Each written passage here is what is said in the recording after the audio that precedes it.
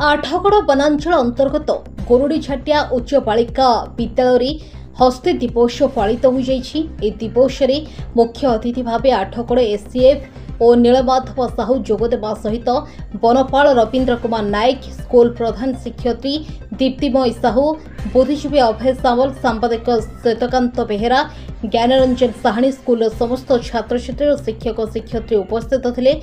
हाथी को किभली सुरक्षा दिया उपस्थित थिबा अतिथि माने आलोकपात करथिले। जंगल सुरक्षा और हाथी सुरक्षा को नहीं एक प्रश्न उत्तर कार्यक्रम करा छात्र छात्री मानक पुरस्कार वितरण करा जायथिला। आठगड़र नरसिंह राउत की रिपोर्ट, हर्षिका मीडिया।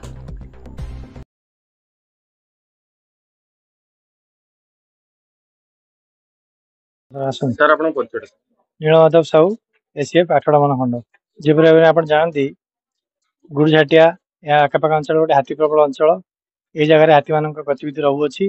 एणु यही अंचल आदिवासी तथा विद्यालय छात्र छात्री मान हाथी उपर सचेतनता करने आज आम अगस्ट 12 तारिख दिन गवर्नमेंट गर्ल्स हाई स्कूल गुरुझाटिया यही विश्व हाथी दिवस पालन करुँच। यह परिप्रेक्षी में स्थानीय अंचलवासी विद्यालय शिक्षक तथा छात्र छात्री मैंने जोग देते निज निजर भाषण स्थल हाथीर सुरक्षा पर आमको जन आम गोटे वक्तृता प्रतियोगिता करूँ से पुरस्कृत।